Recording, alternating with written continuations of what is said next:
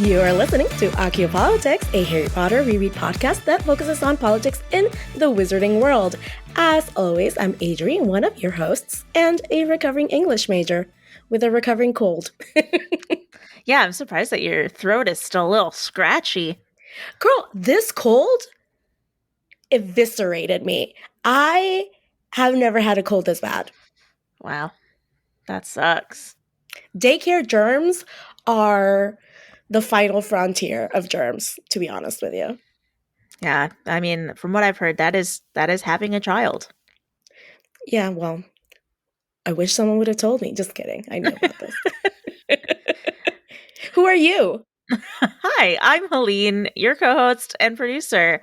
Adri, I already told you this, but I'm excited still. Okay. Yes, please. Please share with the rest of the class. Yes, I will. I still need to gush about this because I don't feel like I've properly gushed about this. I started this new job, right? And early on into my job, someone was introducing me to the rest of the company and asked me what my hobbies were, and I brought up this podcast.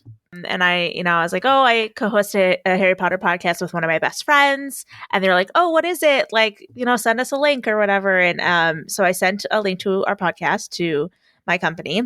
And one of my new coworkers reached out to me privately and told me that she's actually listened to a couple of our podcasts in her college class. I died. If you are listening to that, I believe her name was Marcella. I'm going to look it up now because I feel bad. Yes, Marcella. If you are listening now, you made my day. Holy crap, made like, my entire year. Like what? Like made my entire year. If you're in a college class right now and listening to this for like your curriculum, like holy shit. I can't. Also, oh no, I swear a lot. This is not education friendly, but oh well. Hey, we mark the podcast as explicit on Apple Podcasts, so people know what they're getting themselves into. Yeah, and also sorry for all like the inappropriate jokes, but also not really, because when I was a professor, I was also this person. So you know what? Like, it is what it is. Professors are people too. Right, exactly. Well, I just gotta say, unless they're Professor Snape, in which case, no. I just gotta say the rush of like power I felt when she said that. I was like, I am educating our youths. The rush of power, I can't with you. I am having an impact. I mean, seriously, college courses, I died. I was dead. Well, I hope it's both entertaining and informative to the youths and also the non-youths, the olds like me, who might listen to this. Yeah, and hey, if you know, like if you've listened to this in a college class or you know someone who's listened to this in a college class, please send me all the information in terms of the institution, the class name, the curricula. Like when I told my family this, they were all like, what college class would listen to your podcast? I was like, excuse me. First of all, literature. First of all, I was like, excuse me. There are many legitimate, like, first of all, there are Harry Potter college classes in general. So it could have just been a Harry Potter college class. Even if it wasn't a Harry Potter college class, there are classes on literary analysis. There are classes on pop culture. There are classes on political analysis of literature. That is a thing, which is literally what we are doing. And so I was offended, but also like, I want to know as well, like what college classes are listening to this. Well, you just want to win the argument with your family. Let's be real. That is my all-time goal of life. Your love language is to win arguments in your family. Yeah, I mean, my mom's entire side of the family are lawyers. It's just kind of like what I was brought up in. Okay. Yeah, my love language is to roast people. So I don't know. I'm really looking forward to, how like those videos of like 2-year-olds and 3-year-olds basically roasting their parents. I am looking forward to that. I don't think people understand how much I am looking forward to that. Will my feelings be hurt? Probably. But will I be proud as a parent? Absolutely. I have a question. Are you going to be one of those parents that does like the um is it Jimmy Kimmel prank where you like tell her that you ate all her Halloween candy and stuff? Oh, that's so cruel. No, You're not I going wouldn't to do do that? that. Okay. No, that's cruel. I feel like that's borderline child abuse. Mostly because I understand the significance of candy for me. Okay. And she really loves candy so far. So let's not. Oh No. man, I get it. I get it. That's fine. Yeah, no, I think I'm going to be more of one of those parents who probably not to share on Instagram. Who knows? I reserve the right to change my mind, but like records every funny thing that Livy says or does. That's just every Like, parent. I don't know. We'll see. I think she's a little entertainer. Just so everyone knows, I'm going to share with the class that one of her favorite songs now. Oh, well, she has two favorite songs. One is Slave for You by Britney Spears, by the way. And the second one is Genie in a Bottle by Christina Aguilera, because I am enforcing the classics on her, you know? Wow, she has taste. She has Is taste. she more of a Britney or a Christina fan? I think equally both. She bops to both equally, although Genie in a Bottle, because it has a slower build, it's more like she bops to it in like the chorus section, Mm-hmm. you know? And Slave for You, she's bopping throughout. Yeah, see, for me, Britney has better songs, but Christina Correct, has correct. the better A better voice. voice, Yeah. correct. Yeah, no, I agree. I agree with that assessment, but she really enjoys dancing to both. That's amazing. I mean, Genie in a Bottle is arguably Christina Aguilera's best song. So, Absolutely. Also, there's a Spanish version. I know we've yeah, kind I of think we discussed briefly this pretty touched on recently, this. actually. Yeah. Yes, so just putting it out there again. Some small crossover between this current project and our next project, Helene. Oh my God. There were like 3 things this week where I was like, we should do this in our next podcast. Like, we should cover this. Yeah, I know. I was so excited. So many things. So yeah, we're working on it, guys. We are so excited. I really think most of the audience would enjoy our next podcast. Yeah. Wouldn't you think? I definitely think so. I think there's some crossover potential. And I mean, it makes sense that we're getting really close to the end. We only have like what 5 chapters left after this? I know. We have okay, so I was looking at the table of contents earlier today because I was like, oh my goodness, what? So we've got The Princess Tale, The Forest Again, King's Cross, The Flaw in the Plan, and 19 Years Later. Yep. 5 chapters left. And then we can do like the whole book if we want to, but well, TBD. Yeah, maybe we'll do like a series as a whole or something too. Who knows? We'll see. Yeah, who knows? Quien sabe. And then we'll, once we record our new project, we'll also put it on this feed because we gotta, do like a little bridge between shows, I guess. Heck yeah. I'm very excited. And listeners, you should be too. Oh, I hope they are too. I think they will be. Well. All right. That being said, Helene, we're talking about chapter 32 this time around, and it's called The Elder Wand of Harry Potter and the Deathly Hallows. Yes, it is. And this is the one where, after the death of Fred, the trio struggle to regain focus on their mission as they are overcome with grief and anger.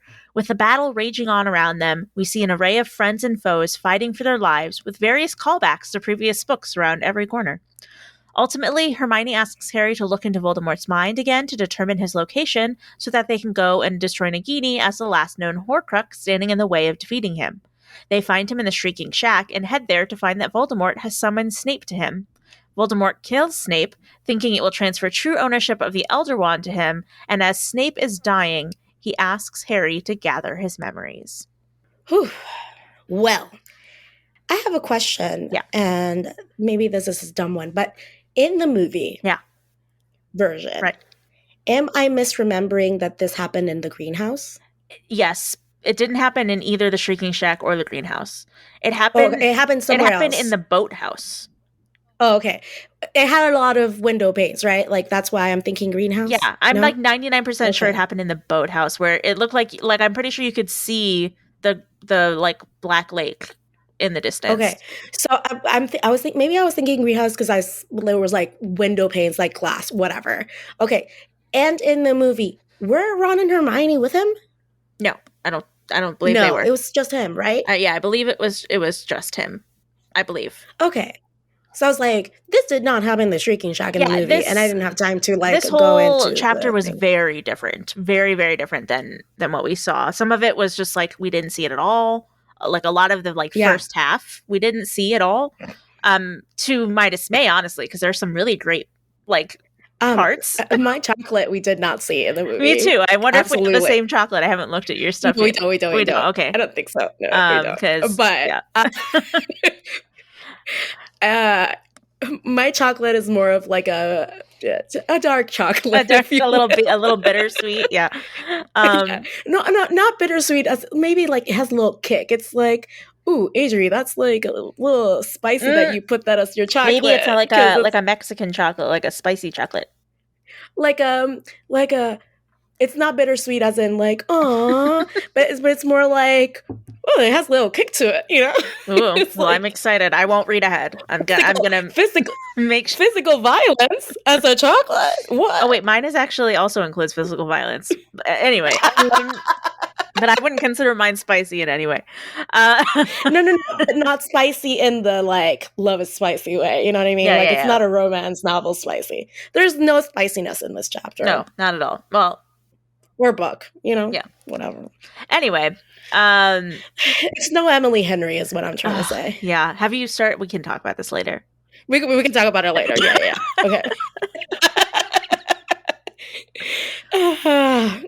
Ooh, maybe we should do a separate podcast where we discuss romance novels. I mean, okay, that's separate. Yeah, whatever. Yes. Anyway, back to Harry Potter. Yeah, I mean, so there a lot of this chapter is very different from what we see in the movie, and yeah, and it's very. I don't really fully understand why they made the changes they did in the film, to be honest. Yeah, it doesn't make sense to me. I feel like this could have also been, I mean, pretty well, filmed. Like it's not like it's not it wouldn't have been like difficult to show on screen. It wouldn't have not made an impact. Yeah, and I think that this chapter was specifically written as like a remember all of these things from the past books?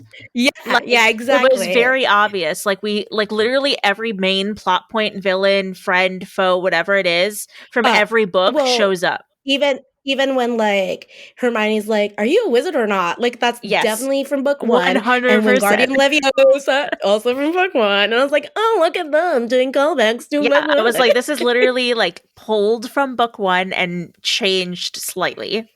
Yeah. The context. Like the plot point of Voldemort and Snape being in the Shrieking Shack, like they literally they could have just it was literally meant so that the trio had to go back to the Whomping Willow and access that secret passage again as like a nostalgia, like a callback, like, hey, remember it was a callback to book 3, and then like a callback to like there was like a mention of Crookshanks and like, oh, we could, and like all these things shows up in the chapter, and like that's callback to book 5, and Aragog's children, from book 2. Yeah, I mean, literally so many obvious things, and I think I guess they just wanted to be more subtle about it in the film, which whatever.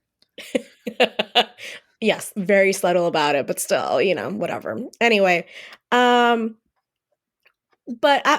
that all that being covered, what politic did you conjure up when you read this chapter? I conjured the politic of collateral damage. So, collateral damage, when I looked it up, has actually just one very straightforward definition that is only in terms of the military. And the Mm-hmm. definition that we colloquially, I love that word, colloquially, there we go, use that term is, it's very much like not the actual definition of the term. So, Mm-hmm. in terms of war, the definition for collateral damage is forms of damage including deaths and injuries that are a result of the fighting in a war, but happen to people who are not in the military. Um, and so it's really a term that was created and meant to be used in war times. However, as you know, I'm sure many people are aware, we use this term every day, like in day-to-day life, Mm-hmm. to explain the unintended detrimental consequences of any action or decision.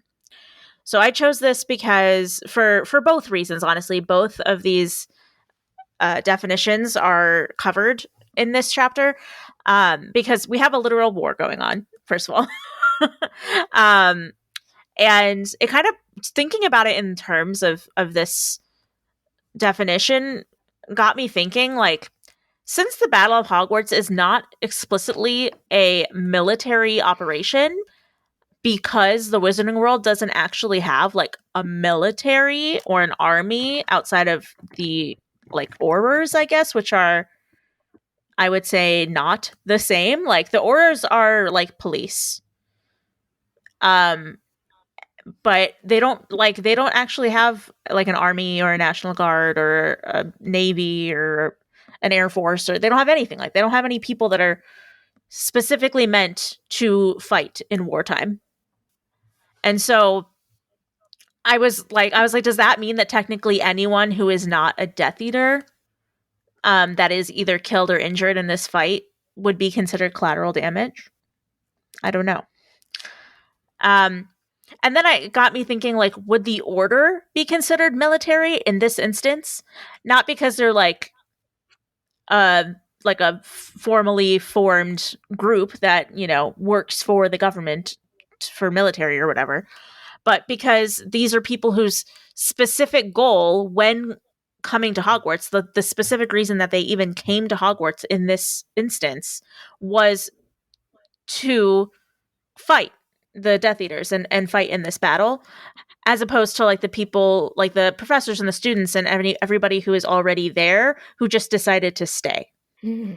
So that's kind of like some questions I had rattling around in my brain. I don't know if you have any thoughts on those at all before I move on. No, you can move on. Okay. We can continue after the. Well, do you have anything else Yeah, to? just Okay. some other just like examples of collateral damage other than like Yeah, this go ahead. wartime. The destruction of Hogwarts itself, I would say, was probably an unintended consequence of the war, of the fighting, and that just happened to be because this war just happened to come to its peak while at that specific location. So it wasn't like planned to have it at Hogwarts. It just happened to be there. So therefore the destruction of like this beloved building that is like a staple in this series and to like all these wizards and witches lives, would be collateral damage in this instance. And then Mm-hmm. in terms of like Snape, Mm-hmm. Voldemort, in his own twisted mind, sees Snape as collateral damage in his quest to gain full control of the Elder Wand. He, in the chapter, expresses his regret in having to kill such a loyal follower, or so he thinks, Mm-hmm. because we know that Snape's not a loyal follower.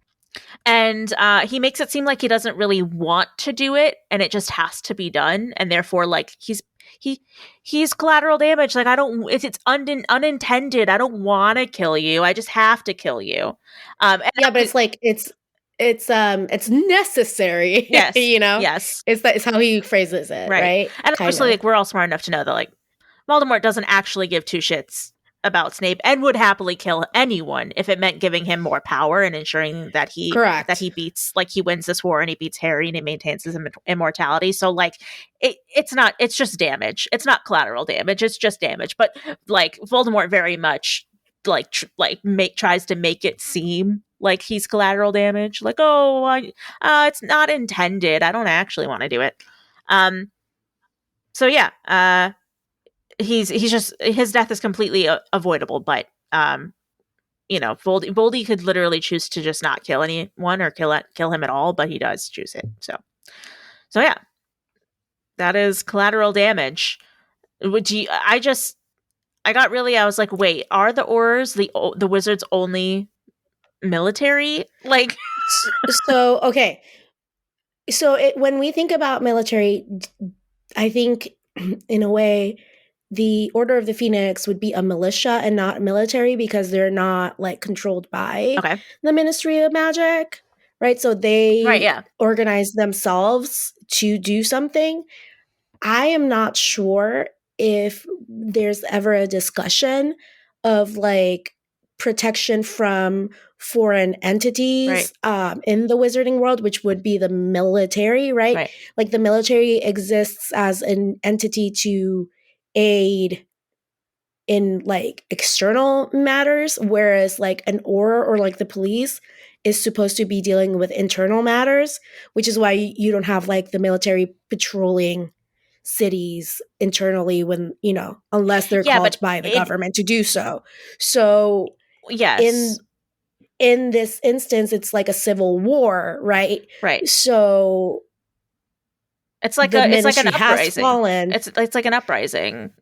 Yeah, the Yeah, ministry has fallen. There's no like quote unquote rightly elected leader in charge. So yeah, but the Order of the Phoenix would be the closest thing to the military, but I think it would be considered militia.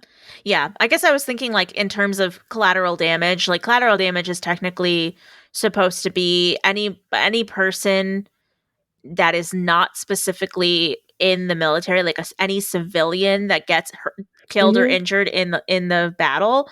And the thing Mm-hmm. is, Mm-hmm. like, there's no military, so like, is every single person collateral So damage what if we except think for about like the Death Eaters who are the ones fighting? You know? so what if we think about collateral damage as in like everyone who everyone who is of age who volunteered to fight this fight is quote unquote military or the militia Okay. of either side. Okay. And then the collateral damage is everyone else, like the children, people at home, people, Right. like the people who were hunted by the Death Eaters or who were So, fleeing. you're saying like in this scenario, Fred would not be collateral damage; he would just be a casualty Like a of war. a casualty of war, yeah. Okay, that I that mean, makes but sense. there is collateral damage, like in the term of like the school, No, the school like itself for sure. Yeah. for sure. The trauma that these children who are even though they're not really witnessing the fight will probably have to like contend with later on as part of that collateral damage. It doesn't have to be a death, Yeah. or like um or like a physical ailment. It could be like part of that mental health struggle, or just like they lost a parent in the war. That's part of the collateral damage, right? Like Right. even if the parent themselves was a casualty of war, the collateral damage is that Like they Teddy, have to R.I.P. to grow up without parents. Yeah. We haven't gotten there So yet. Technically, Tonks and Lupin are still technically alive in this no. chapter, but yeah. I know. I was like, oh, thank God it's not this one yet. Yeah. So yeah, that's mine. What about you? Okay, so I chose the politics of single-mindedness. So I think about single-mindedness like when we're focusing on something so much at the detriment of other options or things. So, for example, Voldemort could have used Expelliarmus on Snape, but didn't because he's single-minded in the way that he wants to conduct himself. So when you're a hammer, everything looks like a nail. So when you're Voldemort, everything looks like an Avada Kedavra or kill. Yep. Um, Percy putting himself at peril to protect a dead body. So like he was so single-minded in covering Fred's body that he puts his own safety at peril for like, I know it doesn't follow it doesn't really follow logic. It's completely emotional, but it's like you can't do anything else. You're likely going to die like this. Let's not add to the casualties by your single-minded pursuit of this. The trio almost not being able to cast their Patronuses because they were focusing on the quote wrong thing.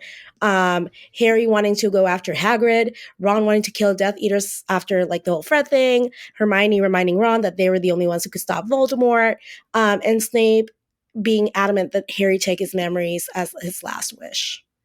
Yeah. So like everyone was just like single-minded in various ways, and Hermione had to like kind of I feel try like to help, and also Harry. Yeah, I feel like that's kind of necessary in wartime, honestly. Oh, of course. No, I think having goals, achievable goals, is good, right? But it's like that thing was like they were on. Everyone was kind of back-footed in a way in this chapter, which kind of heightens that idea of like single-mindedness. So like when we are in a state of crisis or chaos or what have you, like your brain tries to simplify things to like the smallest thing that you can control, which is like usually just the one thing, but that doesn't let you have like a whole picture view of everything. So like you might be neglecting something by just like zeroing in For on it. sure. Like it's a completely human thing. That's why it's But it's helpful to also have why people around that can. correct. Having communities is very Yeah. important. And like that's why when people talk about like decision making of like people in despair or in poverty or in like really bad emotional situations, they're like, well, they didn't make the right quote unquote right decision for themselves or whatever. It's like it's really hard to make a good decision when you're stuck in that survival mode. Yeah. So that's kind of what I was seeing going through the chapter. Yeah. No, I agree on all fronts. All right. So what was the quote that you chose, Celine? I actually do not have a quote this chapter. What? This is probably a first in acciopolitics history. The thing, breaking boundaries I here. know. I mean, we're getting to the end, but I assure you, this was not out of pure laziness. It's the politic that I chose is so like I'm like zoomed out. Like there are so many things that could and could not fall into this realm of collateral damage, and I guess like the reason I made it my politic in the first place is because the lines are so blurred in this instance. We don't know, like this it seems like this like act of war is kind of unprecedented in the wizarding world. They don't seem to have like a set institution or like formal process in place to handle these types of battles. And it was just like, okay, whoever the fuck is around will just do the thing. And so it's very arbitrary who is considered this and who isn't. And honestly, I think the like as we kind of touched on, the biggest what's the word, victim of collateral damage in this chapter is probably the castle itself, and there isn't really a good passage in this chapter that explains like the destruction of the castle. But if I could have chosen a quote, it would have been one that illustrates the destruction of the castle. All right. Well, there you have it, folks. Helene would have chosen the destruction of the castle. Okay, so my quote is the following, and this is Harry. He sprinted, half believing he could outdistance death itself, ignoring the jets of light flying in the darkness all around him, and the sound of the lake crashing like the sea, and the creaking of the forbidden forest through the night was windless. Through grounds that seemed themselves to have risen in rebellion, he ran faster than he had ever moved in his life, and it was he who saw the great tree first, the willow that protected the secret at its roots with whip-like slashing branches. So you see like Harry in this instance being like, no, I gotta get to the Whomping Willow. Like it doesn't, like he just like is so focused and single-minded that he ignores the fact that he could have been immobilized, killed, maimed on the way there. Yeah. Yeah. But it's his single-mindedness that allows him to get there, right? So, like, on the one hand, is it dangerous? Yes. On the other hand, could he have done it if he thought about the other things? Probably not. So it's like that, like, it's that fine line of how much is this like hopeful and how much of this could get you killed. Yeah, it's kind of like I have to do the thing because there's literally no other choice. Like, it has to be done. So I'm just going to do the thing. Correct. That's just the way. Yeah. All right, let's talk about how we see each other's politics in the series. Helene, your politic was the politics of collateral damage. And let me just say, that brings to mind so many things, but the first thing is Cedric Diggory. Yeah. Oh, poor baby. The ultimate poster boy for collateral damage. All he did was reach for the cup. Yeah, that is a perfect example of collateral damage. And it's smack in the middle of the series, too. Yeah. And then also the rest of it, I think about like Professor Quirrell, who was like definitely used by Voldemort, and Voldemort was like super happy to have him be collateral damage, you know, Right. in the quest for immortality. Tom Riddle's diary being kind of a collateral damage in book 2 because Lucius didn't understand what he was doing with this possession of Voldemort's. Right. Book 3, I mean, Remus Lupin's career, R.I.P. Right. True. Book 5, Sirius Black.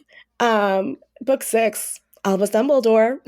I don't think that Sirius and Albus are technically collateral damage. I think they're just regular damage. They're just regular damage? Okay. I think they were intended to be harmed. Okay, so all right, so book 5, let's see. Well, for book 6 though, I would say wait, was that book 6 or was this book 7? I would say Charity Burbage. I think that's book 7. That's book 7. I was going to say I couldn't remember if that was book 6 or 7. That's book 7. Well, also book 4 might be like Peter Pettigrew's hand. Just the hand. Yeah. Just the hand. Dobby book 7. Hedwig book 7. You know.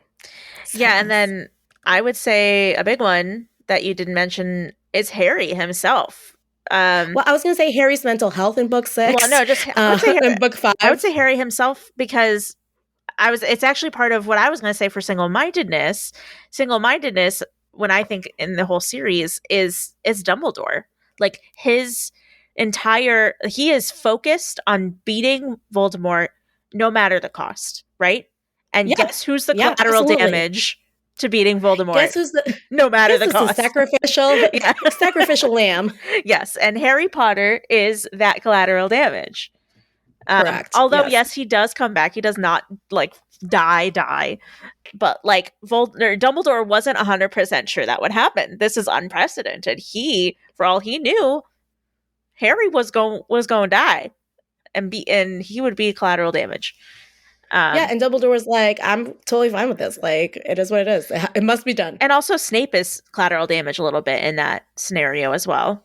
But doesn't Snape already know it? But in the same token as like Dumbledore and Sirius, right? Mm-hmm. Doesn't he already know that he might die at the hands of Voldemort? Yeah, but does that make it intended? Because like in order to be collateral damage, it has to be unintended consequences. Okay, yeah, but so like Sirius wasn't even supposed to be at the Ministry that day, like fighting with the Order. Yeah, but he chose to go and he chose to duel with Bellatrix, and Bellatrix chose to kill him. It wasn't like Bellatrix was trying to kill Harry and then also, like if Bellatrix was trying to kill Harry, like if she shot Avada Kedavra at Harry and it accidentally hit like Sirius, that would be collateral damage, I think. But what if but Snape wasn't like killed by accident and he chose to continue being a double agent. So, is he collateral damage? I don't know. Okay. Yeah, that one's Well, questionable. all righty. Speaking of questionable things, let's talk about our Dementors and chocolate. Yes. Helene, what did you hate this chapter? What sucked all the joy out of you? My Dementors were like literal Dementors in this chapter. I chose a quote because honestly, this part like sucked the joy out of me, just like a Dementor would. He saw Ron's silver terrier burst into the air, flicker feebly, and expire. He saw Hermione's otter twist in midair and fade, and his own wand trembled in his hand, and he almost welcomed the oncoming oblivion, the promise of nothing, no feeling. It's like a sliver of time where Harry is thinking like, I should just give up. I should just die. And it's so brief. And I know that like part of me is like, this is just all she's just trying to illustrate how a Dementor makes you feel. Like, because in real life, this doesn't happen. Dementors don't exist in real life. I don't mean in real life. In in this context, like in the Wizarding world, this is what Dementors do. Dementors are an allegory for depression, and like when you are really depressed, you can have suicidal thoughts like this. I should just give up. I should just let this thing kill me. Like the promise of nothing, of no feeling is like what Harry was gonna welcome.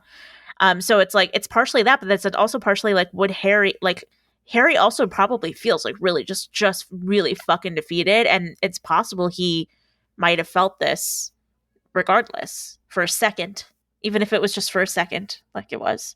It was just really sad. Yeah, no, it was sad. That is a literal Dementor. Yes.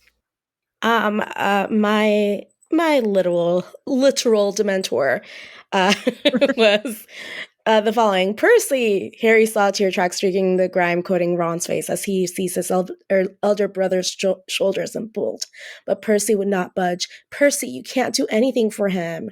We're going to... I can't. Yeah. That made me so sad. Yeah. It's hard that they like the Weasley brothers don't get like a full chance to grieve right now because they still have to keep fighting. They have to keep fighting for their lives and for others' lives, and yeah, it's very sad. Yeah. So, but what gave you hope? What was that chocolate? So my chocolate was, and this was one of the things that they did not include in the movie that I thoroughly wish that they would have, was Trelawney dropping crystal balls and hitting Fenrir Greyback on the head. Yeah, no, that was like chef's kiss, no notes. That was almost my chocolate, but then I remembered the following passage. Harry stunned the Death Eater as they passed. Malfoy looked around, beaming for his savior, and Ron punched him from under the cloak. Malfoy fell backward on top of the Death Eater, his mouth bleeding, utterly bemused. And that's the second time we've saved your life tonight, you two-faced bastard, Ron yelled. I can't. That just tickled me too much. Yeah, Harry's saving Malfoy's life left and right. Yeah, but also like Ron being like, oh no, you're not getting away with this. Like, because the thing to remember was right before this happened, Malfoy was pleading with the Death Eater, being like, I'm on your side, you know. Yeah. So it's not like the punch came out of nowhere.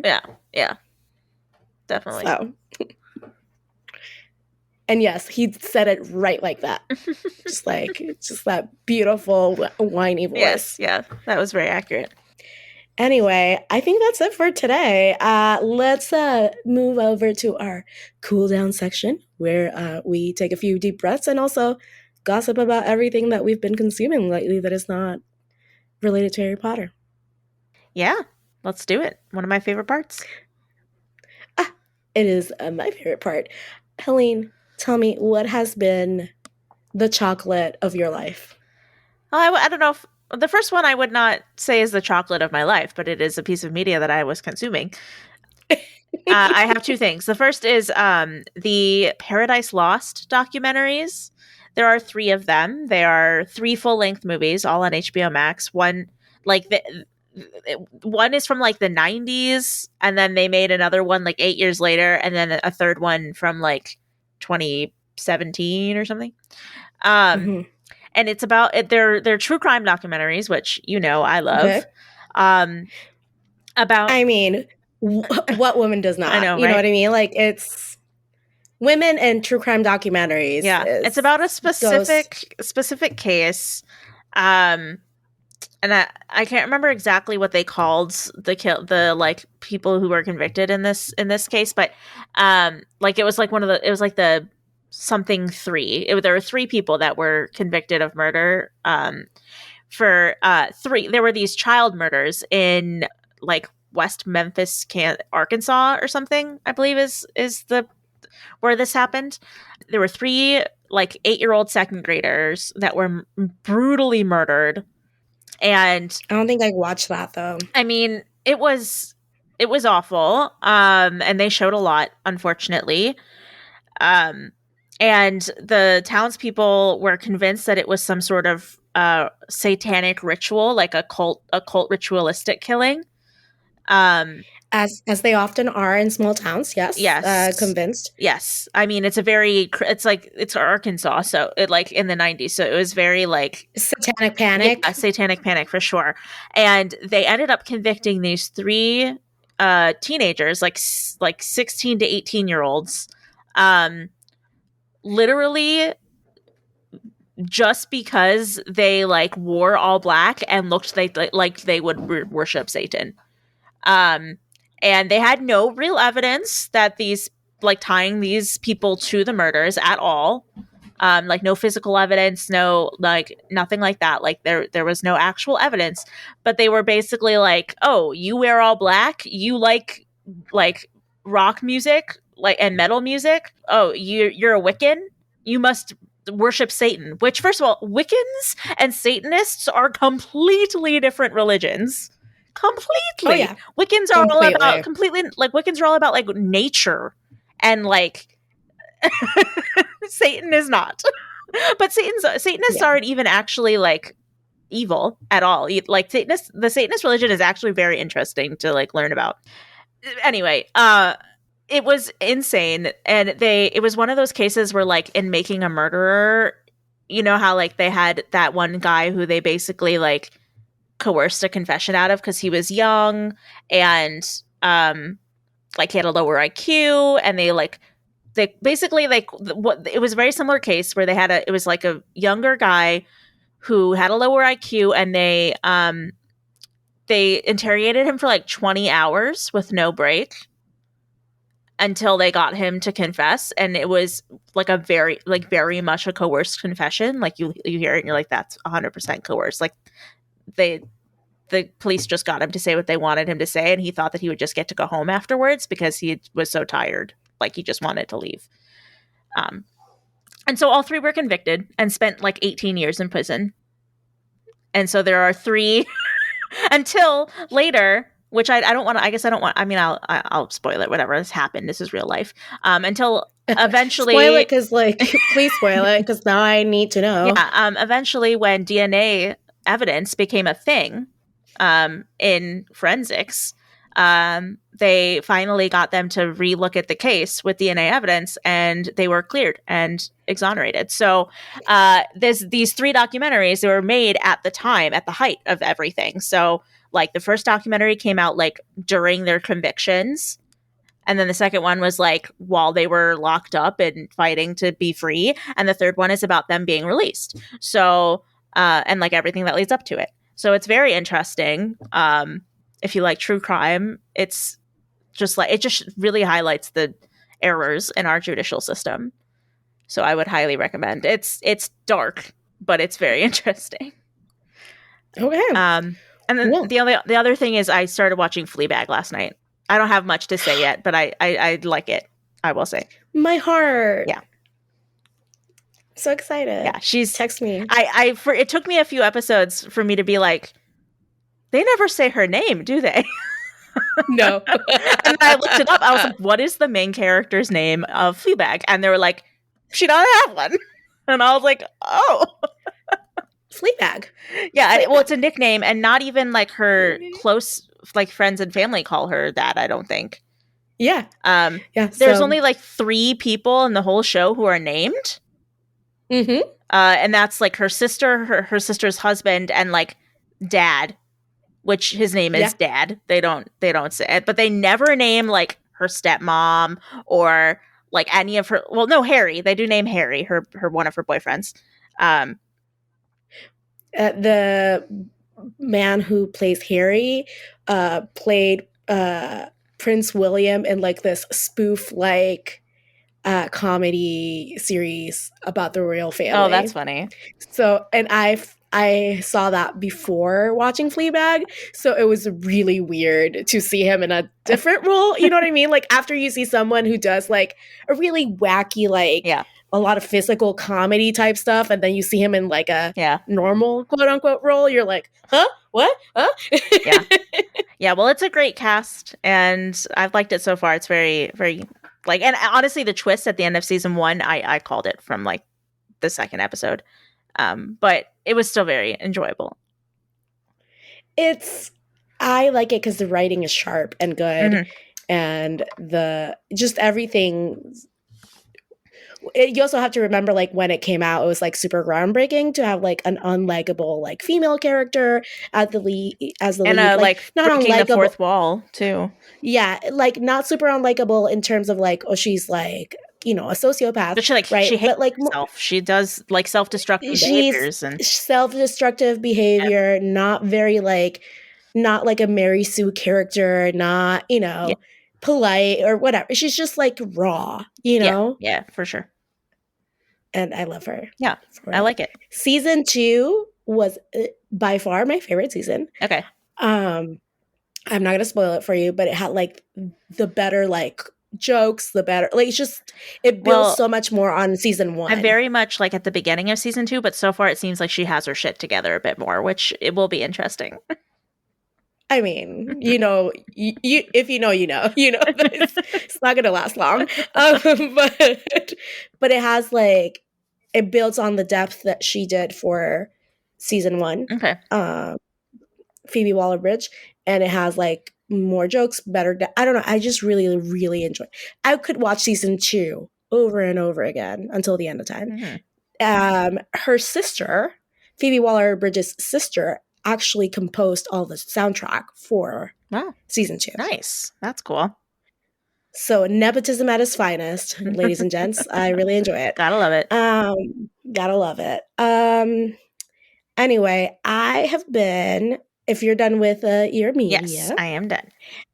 I am about like chapter maybe 13 of Happy Place. Okay. By Emily Henry. Yay!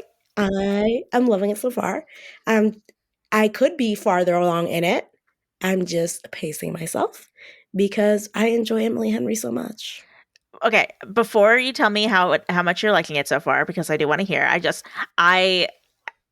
want to say I like was already like, according to my Kindle, like 10% into Beach Read, and I am like one of the people where I was like, I just have to finish this one first, and then I can read Happy Place. So I've been whenever I have a chance to read here and there, I will like read a little bit of that, but I plan to read Happy Place after that. So tell me, how are you liking it? Okay, I am loving it.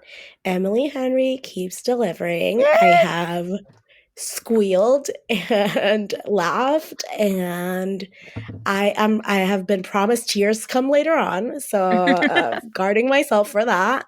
One of my best friends, who is incidentally the one who like got her book deal, and like, you know, her book's coming out 2024. It's gonna be great. She was like, she's already finished it. So she has been like, okay, so how far along are you? What chapter are you in? So I've been like texting her like phrases that like jump out at me. Emily Henry has so many good ones of those. The one that Yeah, like and it's jumps out to me is from Book Lovers, where she's talking about the Bigfoot erotica. So oh my God, that is my favorite scene in that book. One of my favorite scenes ever is when she's emailing him at the cafe to see his reaction. yeah. And she's like, oh, so there's like this Bigfoot erotica that Yeah, I remember. I think I texted you like in one of those situations. I texted you just the oh, line, just like yeah, like, because I told you there's gonna be a specific moment that I think you're really going to enjoy, and you will know when you see it. I'm not gonna spoil it for you. yeah. And you said Bigfoot erotica, and I was like, that's exactly it. That's the moment. So you've been doing this with your friend, where you just like see a phrase that Emily Henry just perfectly crafts, and that is laugh out loud funny, and sending it to her. Or just like profound, or Yeah, she's so like good at I'm that. like, this bitch. Like, okay, so my friend, I mean, not bitch like in a bad way, but like Yeah. in a, oh, she's so good. Yeah.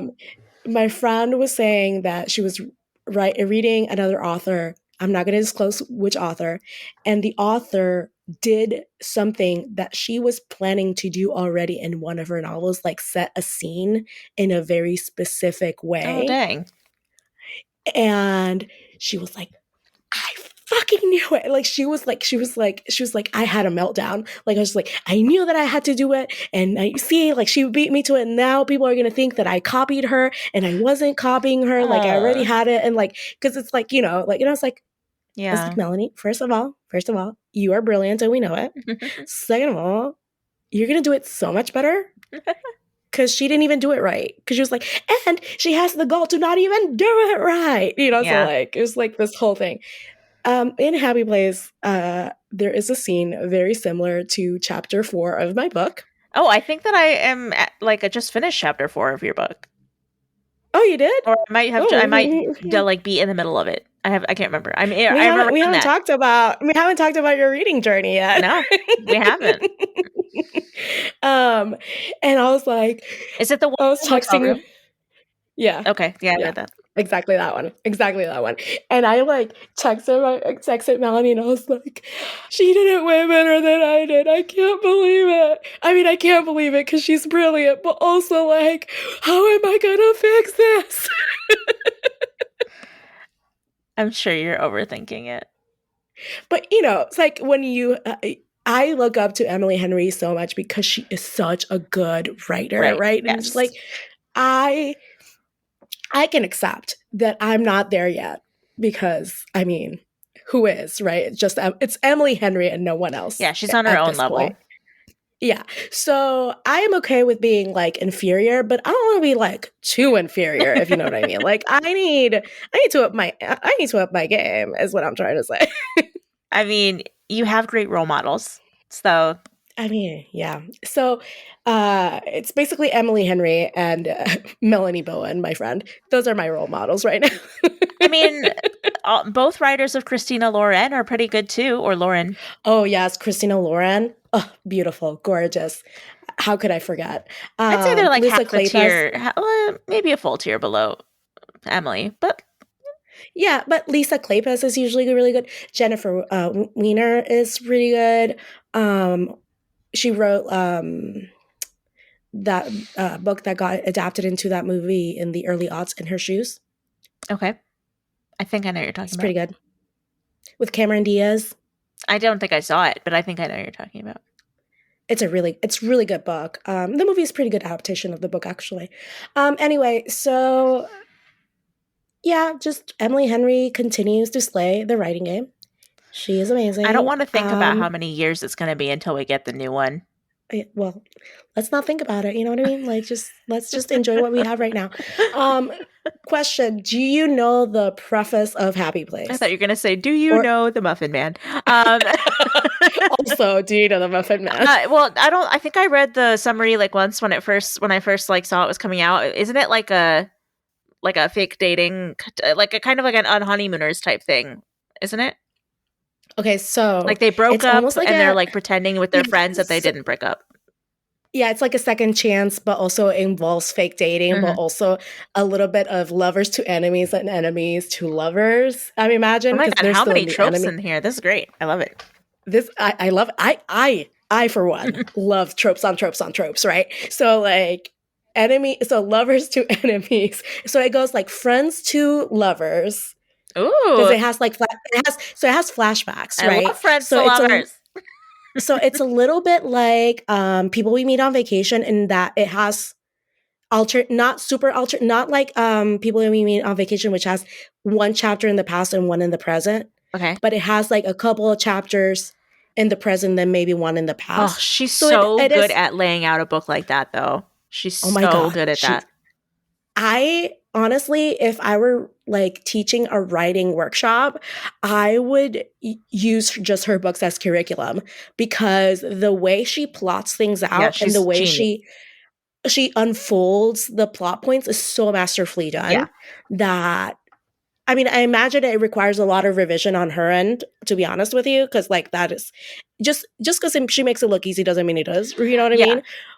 But Like, she's like a fucking genius yeah, at storytelling. people we meet on vacation blew my mind, and like a big because of that reason mostly. Like that was a big Yeah, reason. she's an excellent plotter in that point. Well, she's an excellent everything in my view. But Yeah. so it's a little bit like people we meet on vacation in that side, and then so it has like the flashback. So it goes like friends to lovers to enemies. And I'm guessing the end is two lovers Yeah, again. You know what I mean? mostly, yeah. So to fake dating, to love, And then fake dating at the present time, yeah, or fake engagement at the present time, and like also like with a big component of like their friend circle as well. So it's not just about the two of them; it's also about like the dynamics in the friend circle, and like all these characters feel so real, which is so good. Like she does this so well. Oh my gosh, it's like I mean, there's a character like that in what book is it? Anyway, that sounds really great. I mean, you've started Beach Read. I think like her best friend in Beach Read, which like she calls like yeah, on the first like Shandy, chapter, Shandy. But then she feels so real. I think I was thinking of what was it? Is it Rachel in People We Meet on Vacation? Like her friend, where she's um, like in the present time, and she's like, oh, I just don't feel like I'm like being fulfilled by my job anymore. Yeah. So yeah, she definitely she does those types of characters really well and like those types of relationships. She's just great. I mean, in Book Lovers, the sister is amazing. Yeah, yeah. I mean, that relationship like I will say I'm sorry, we're like talking about this more than we're talking about Harry Potter. I don't care. I will say so what? that I will like stand my ground when I say that Book Lovers is not a love story between like two people in romantic love. It is a love story between like the sisters. It is a sisterly love story. The story is about them. And it's not about the romance. I think absolutely 100%. There are like two love stories in that book. One of them, and the major part of it, is between the sisters, and it's about trauma and healing. Yeah. And accepting oneself for who they are, and you know, like all of that stuff. Secondary love is the like, you know, the sexy love. Yeah, the sexy love is great, but I don't feel like it's the focus of the novel. And that's okay. Yeah. I feel like we need more romance novels in which like the friendship is the main thing. Mm-hmm. Which if you need another book to read that is excellent, Julian Whelan's Thank You for Listening. Yeah, that's on my TBR. I have it. She is almost as good as Emily Henry, and I am, you know, that those are hard words for me to say it out loud. And on top of that, Julia Whelan is a narrator. Yeah, she is the person who narrates Emily Henry books. Yeah, no, I think I've mentioned on this podcast at least once before that I have Thank You for Listening on my list. The thing is, I need to listen to it. I only listen to audiobooks when I'm taking long drives, like road trips. So that is the only reason why I haven't listened to it yet. I'm sorry. Didn't you say you were going to visit me in San Antonio at some point? Honey, I would not drive. I know, but you could fly, and then you could listen to it on the flight. Oh, I 100%. I sleep on airplanes, or else I will puke all over my neighbors. Okay. How about you come visit me, and we take a drive to Fredericksburg, which is like an hour away, and we at least listen to 2 hours of Thank You for Listening, and then we can figure it out. Yeah, 2 hours out of like a 24-hour audiobook, I'm sure, is great. No, it's like 10-hour book. Come on, it's like 20%. I listen to audiobooks at 1.5 to 2 speed, so, Right. take that with a grain of salt. It's 11 hours and 16 minutes. So it is longer than 10 hours, but it's not that much longer than 10 hours. But if I listen at 1.5 speed, that's literally 8 hours or less. That's true. I never listen that fast, but that makes sense. But Julia Whelan is such a good narrator. She is so worth it. And the fact that she narrates her own book, oh my God, chef's kiss. Yeah, I wish she is I the wish best. I was that talented. She's the best narrator I've come across for romance novels for sure. Like, I wish I was that talented, Helene. Like, this woman not only can write, but also can narrate. I can barely host a podcast. You know what I mean? And her male voices are everything. Anyway, that's it. We've officially talked about the media we've been consuming probably longer than we talked about the chapters. So, hey guys, if you're still with us, thank you for listening.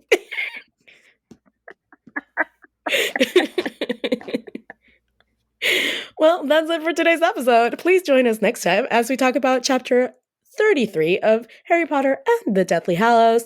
And this one is called The Princess Tale. Yes, and if you've enjoyed this conversation that is somewhat about Harry Potter and then a lot about Emily Henry, please take a second to give us a 5-star rating on Apple Podcasts or wherever you're listening right now. It helps new listeners discover the podcast and makes your co-hosts all happy and fuzzy inside. Also, Emily Henry, will you please come on the podcast? Oh my God. Dream guest alert. Honestly, I might have some ideas for us for our later, for our later thing, for our later project. I just want her to come on the podcast so that we can spend an entire hour talking about how much we love her and how amazing and genius she is. Yeah, I mean, just gush over her for an entire hour is what I need to do. Part of me is like, should it be like never meet your heroes, or like, do I really want to meet Emily Henry? Oh my God. I mean, I follow her on Instagram and she looks just as funny and relatable in real life as I expected her to. Also fucking gorgeous. How dare she? How dare she? Yeah. Honestly, you can't be that funny and that talented and also be a fucking smoke show. Like, pick a lane. She has too many strengths. It's not fair. She's taking them from the rest of us. Well, until then, politics vanished. We're so feminist. I can't even.